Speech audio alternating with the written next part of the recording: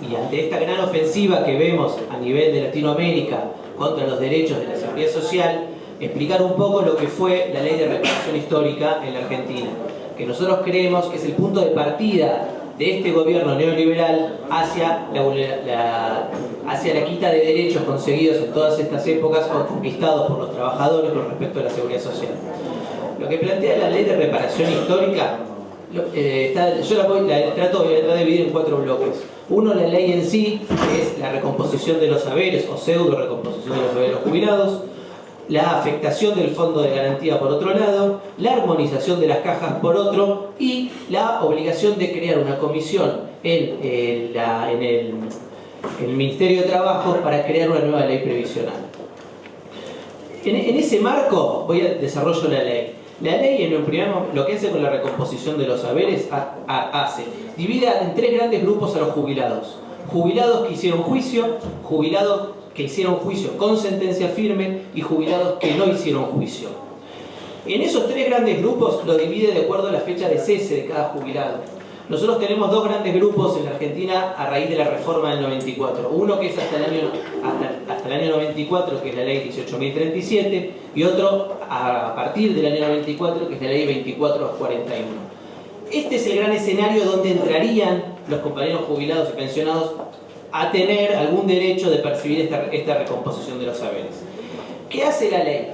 Jubilados que nunca hicieron juicio, les plantea una recomposición de los saberes según un índice que no es el índice que viene fijando la Corte históricamente, no es ni menos es el 82% contra el salario de actividad, que es lo que planteamos nosotros, sino es un índice que crea la Secretaría de Seguridad Social, que se llama RIPTE. Entonces reajusta esos saberes de acuerdo a cómo da ese RIPTE y les ofrece una mejora, a cambio de desistir cualquier reclamo futuro con respecto a sus saberes jubilatorios. Esos a los que no hicieron juicio. A los que hicieron juicio y no tienen sentencia firme, les plantea, independientemente de cómo esté el juicio, esta misma recomposición, en base a este mismo índice, que como sabemos es un índice creado por la Secretaría de Seguridad Social, que no está atado al salario, no está atado a las convenciones colectivas, sino a una valoración que hacen ellos de la recaudación del total del ANSES y variación de los salarios a nivel general. Les ofrecen un retroactivo de acuerdo a cuando se haya iniciado la demanda como máximo de 4 años, independientemente de la cantidad de años que haya transitado el juicio. Peor aún es a los que tienen sentencia firme. Los jubilados que tienen y pensionados que tienen sentencia firme ya tienen establecido un derecho, ya tienen un derecho adquirido, que es cobrar según esa sentencia que lograron después de transitar casi 10 años o más por los tribunales del país. Lo que hace el gobierno es lo mismo, es ofrecerle, en base a este nuevo índice, un acuerdo y no le computa el retroactivo desde los 2 años anteriores al inicio del trámite, sino desde que se trabó la litis. ¿Qué quiere decir? Desde que se le notificó la demanda. Entonces lo que logran es casi una merma de un 50 o más por ciento de lo que le correspondería al jubilado con sentencia firme por tener sentencia firme y que no hizo nunca juicio. O sea, ellos lo que están diciendo es, yo sé que a ustedes les pagué mal, que les corresponde, pero les vengo a ofrecer este acuerdo a cambio de desistir cualquier reclamo futuro y a cambio de pérdidas de derechos. ¿Cómo lo vemos nosotros? Nosotros creemos primero que es una gran estafa a los jubilados, porque quieren saldar una deuda histórica con los jubilados con menos de un 50% de lo que es realmente la deuda que se tiene hoy con los jubilados. Y a su vez vemos en la práctica que esta ley ya lleva acá desde septiembre del año pasado, que no recompone adecuadamente los saberes, sino siguen manteniendo los saberes mínimos históricos con alguna pequeña mejoría. En el caso de los retroactivos lo mismo, no le paga la deuda histórica que tienen los jubilados después de transitar 10-12 años de juicio, sino que le paga un 50 o un 60% menos y los obliga a renunciar a cualquier derecho futuro. Esto mezclado, acuérdense, con el blanqueo de capitales, blanqueo totalmente espurio, que nunca se sabe de dónde salieron esos capitales blanqueados y que, como sabemos, en el país nunca dio frutos un blanqueo de capitales en este sentido. Entonces lo que hacen es, atento al blanqueo, lo que recaudado por el blanqueo, lo que llegue a pagarse con lo recaudado por el blanqueo se usará, y si no, afectaron el fondo de garantía. ¿Qué es el fondo de garantía? El fondo de garantía, ¿se acuerdan cuando se recuperaron los fondos de las AFJP? Se creó un fondo de garantía y de sustentabilidad para garantizar el sistema previsional. Y lo que se fue haciendo en su momento, post AFJP, es que el ANSES fue adquiriendo acciones de empresas como Clarín, Techin, etc. En ese momento fue el rescate de esas empresas, entonces se adquirió esas acciones. Lo que establece esta ley es la posibilidad de vender esas acciones de vuelta al mercado a un precio totalmente vil. Cuando asume Macri en su momento, lo primero que le dice Clarín y el grupo Techin, etc., es que quiere recuperar esas acciones. Entonces, lo que tienen que lograr es que esas acciones valgan lo menos posible de financiar el ANSES a un nivel casi nulo para que esas acciones salgan a un precio que ellos lo vuelvan a adquirir a un precio totalmente irrisorio. En el camino vemos no recomposición de los saberes jubilatorios, no pago de los retroactivos y un ANSES totalmente desfinanciado. Por eso quiero atar esta ley de reparación histórica como el punto de partida de este gobierno para lo que viene pregonando el Fondo Monetario, el Banco Mundial, que es la baja de jubilaciones, la suba de edades y la vuelta a un sistema en otras condiciones, o privatización o un sistema similar, que es lo que seguramente estuvieron hablando hoy a la mañana. Lo que crea a su vez es la pensión yo le digo la pensión por indigencia. ¿Qué quiere decir esto? Las mujeres a partir de los 65 y los hombres a partir de los 65 van a pasar a cobrar el 80% de la mínima. Hoy la mínima en nuestro país está en 6.200, 6.500 pesos, o sea, 6.300 pesos. Van a pasar a cobrar el 80% de la mínima y es personalísimo, no tiene derecho a, si hubiera una pensión con una causaviente, con algún derecho, no se traslada, no se transmite. En el debate parlamentario hubo una gran crítica porque al principio no tenían ni obra social, o sea, no tenían PAMI. Eso se logró incorporar después de una pelea con la oposición. Seguramente hoy hablaron de lo que son los 3 pilares y a dónde apuntamos, que son las pensiones de indigencia o los mínimos asistenciales, que un Estado garantice el mínimo asistencial. Bueno, esta ley ya viene con ese planteo, porque lo que va a garantizar el Estado es el 80%, va a terminar garantizando el 80% de las pensiones mínimas. Otro punto importantísimo es la armonización de las cajas, que seguramente la van a tocar con algunos de los compañeros de las provincias. ¿Qué plantea esta ley con este respecto? Acuérdense que con la reforma del 94 un montón de provincias lograron mantener sus cajas con sus distintas leyes previsionales. En general, leyes que le dan más derechos a los jubilados, desde un 75 a un 82 en provincia de Buenos Aires y así en las otras provincias. ¿Qué viene este gobierno? Viene por las cajas provinciales y por las cajas profesionales también, porque es dinero fresco de los trabajadores de las provincias. Entonces, lo que tienen efectivamente que hacer es armonizarlas, porque cada provincia que mantuvo sus regímenes tiene distintos derechos para el acceso a la jubilación, o sea, distintas edades, distintas cantidades de aportes y el quantum, cómo se calcula el haber jubilatorio. Entonces lo que están obligando a las provincias a armonizar las cajas. En el decreto reglamentario de la ley ya les plantearon cierta cantidad de puntos con penalidades. ¿Qué son penalidades? Que no les bajan dinero. O sea, las provincias que no van cumpliendo en el plazo indicado esos puntos no van a tener el dinero que les va a bajar, que teóricamente les tiene que bajar la nación para mantener esa caja. Tienen que adecuar la edad jubilatoria a los 65 años, tienen que adecuar el quantum, o sea, cómo se calcula el haber jubilatorio. Tenemos provincias que están pagando el 82% móvil. Hoy pensemos que ANSES a nivel nacional, con suerte, está llegando a un 60% del promedio de los últimos 10 años, que en general no es tampoco el promedio, no es el 60% del bruto que el trabajador se jubila. Porque acuérdense que la jubilación se calcula con el promedio de nuestros últimos 10 años trabajados, a eso es el 1,5% por cada año de servicios reales.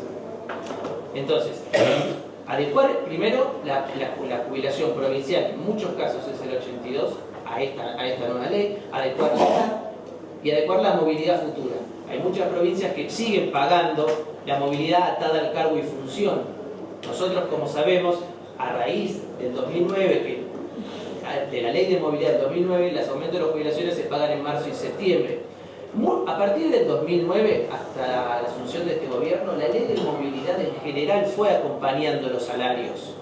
Después tenemos otras críticas para hacerla de esa ley de movilidad, pero en general fue acompañando los salarios. A partir de hace 2 años está quedando totalmente abajo, tanto de los salarios como de la inflación. ¿Por qué digo otras críticas? Para no tener un debate de gobierno, sino nosotros la crítica grande que le hacíamos en el 2009 a la sanción de esa ley es que mezclaba recursos con salarios. Nosotros entendemos que la movilidad jubilatoria tiene que estar atado al salario, al cargo y función que yo tenía cuando estaba en la actividad. No tiene que mezclar los recursos disponibles en el ANSES, porque al mezclar los recursos disponibles en el ANSES, lo que logramos que los gobiernos de turno discrecionalmente digan: tengo recursos, no tengo, maneje las finanzas como quiera, y terminamos teniendo una movilidad no atada al salario real. En cambio, si atamos directamente en la jubilación al salario del activo, lo que logramos también es la solidaridad intergeneracional. Logramos que la lucha por un convenio colectivo mejor, por una suba salarial de los activos, esté directamente emparentada con los jubilados. Y así logramos esa solidaridad que seguramente han hablado, o vamos a seguir hablando porque es el gran tema, de cómo los activos nos ayudan diariamente a conseguir mejores jubilaciones, a conseguir distintos derechos. Armonización. Después el otro punto es, que lo va a hablar más Graciela, yo no voy a entrar en eso, es que la ley de reparación histórica plantea una nueva reforma de la previsión social en la Argentina. Nosotros entendemos que, como por todo lo expuesto hoy en la mañana y por esto que les estoy contando, que la reforma no va a un sistema solidario, universal, que reconozca el 82% móvil, que recuperemos el ANSES para los trabajadores activos y jubilados, sino va totalmente en el sentido contrario, que es desfinanciar el ANSES mediante todas estas políticas, lograr llegar de acá a 3 años con un ANSES totalmente agobiado y desfinanciado, para explicarnos de vuelta que el sistema público y de reparto no sirve y que tenemos que volver a inventarnos o a reinventarnos en una capitalización o en algún mínimo asistencial que garantice el Estado y el que pueda que se compre el seguro privado. Por eso entendemos que esta ley es el punto de partida de algo mucho más complejo, que es lo que vienen a plantear ellos. En el medio tenemos, visitando todas las provincias, un montón de jubilados que se adhieren a la reparación histórica por la necesidad, edad jubilatoria, salud del compañero trabajador jubilado y pensionado. Entonces, ¿qué hacemos contra eso? Nosotros, en general, la propuesta nuestra es que el que pueda esperar y luchar por un derecho mejor lo haga, pero no podemos ir contra la necesidad real del jubilado. Por eso también lo entendemos que es una gran estafa y un gran aprovechamiento de los compañeros jubilados y pensionados, y una gran extorsión que les hacen, porque juegan con esa necesidad real que tiene el compañero, que viene pataleando y viene luchando durante más de 15 años para que se respeten sus derechos. De repente ANSES pone una propuesta en la computadora de una mejora, aunque sea mínima, mejora al fin, un pequeño retroactivo, que en el día de hoy por ahí a ese jubilado, a esa persona le cambia la vida. A esa persona seguramente lo que estamos aconsejando es que acepte, que lo haga, y también lo que le estamos explicando, que cualquier disposición futura que se vuelva a vulnerar el derecho, firme o no firme, vamos a salir a atacar esa disposición. Porque ninguna ley, ningún acuerdo entre partes, menos este tipo de acuerdos, me pueden llegar a hacer perder derechos a futuros. Creo que en la discusión la vamos a tener en tribunales a corto plazo, no tengan duda, porque no sé cómo terminará esta ley de reparación histórica, pero por lo que vemos, no muy bien. Piensen que los primeros reclamos se pactaron en octubre, y la gente que pactó en octubre con el ANSES y tenía retroactivo y todavía no lo cobró. No cobró ni el aumento del sueldo ni el haber jubilatorio. Lo que se le pagó fue un grupo minúsculo de casi, no sé si llega a 400.000 jubilados, por ahí los compañeros de ANSES me pueden aportar, que tenían primero los saberes mínimos, 2 saberes mínimos, después recomposiciones que no llegaban a más de 2 mínimas, que se les fue pagando voluntariamente a los compañeros jubilados. En un escenario de casi 8 millones de jubilados, estamos hablando de, con toda la furia, de 300, 400.000. Perdón, 900.000 dijo... ¿Cuánto? 900.000 nos dijo Basavilbasola hace 2 años. Yo creo que no, a ver, no sé si el compañero de ANSES, yo creo que no se llegó a... 840.000 840.000 no llegan a lo redondean en 900.000. No, ya con disposición. Sí, ya, con números oficiales de ANSES. de ANSES. Entre los homologados que van a pagar en mayo y Claro, ya los cuentan, voluntarios. claro, ya están contando todos los que están homologados, todos los que se hicieron y no cobraron. Yo creo que va a llegar a ese número como mucho. Tenemos un escenario de 8 millones de jubilados a nivel nacional. Por eso vuelvo a repetir que esta ley lo que plantea es otra cosa, no es la recomposición de los saberes jubilatorios. Creo que, bueno, ahora que hable un poco Graciela de lo que es el nuevo proyecto de ley, o el proyecto de ley que venimos luchando hace tanto tiempo, que creo que es por ahí donde tiene que ir la seguridad social en Argentina. Muchas gracias. Este 27 de junio en toda Latinoamérica y el Caribe, los trabajadores del sector público alzamos nuestra voz en defensa del derecho a la previsión social. Solemos preguntar a nuestros niños qué quieren hacer cuando sean grandes, pero los trabajadores nos preguntamos qué va a hacer de nosotros cuando seamos mayores. Desde hace décadas, en la mayoría de las constituciones de nuestros países, se reconoce el derecho a la jubilación digna. Sin embargo, cuando llegamos al fin de nuestra vida laboral, nos encontramos con muchas dificultades para acceder al beneficio jubilatorio o bien percibimos beneficios equivalentes a un ingreso por debajo de la línea de pobreza. Ya sea por ahorros previsionales de los trabajadores en fondos privados llamados AFJP o por los sistemas públicos sin participación de los trabajadores, la realidad demuestra que existe una estafa. En Brasil, en Chile, en Uruguay, en El Salvador, en Perú y en toda nuestra región, los trabajadores estamos empezando a discutir el sistema previsional jubilatorio que necesitamos. Este problema te importa a ti como a tus padres y abuelos, le importa a tus hijos como a ti. Porque, ¿qué quieres hacer cuando seas mayor? Mejor que empecemos juntos a pensarlo desde ahora. Por un sistema jubilatorio público, estatal, solidario y administrado por sus beneficiarios, este 27 de junio en toda Latinoamérica y el Caribe, los trabajadores del Estado alzamos nuestra voz.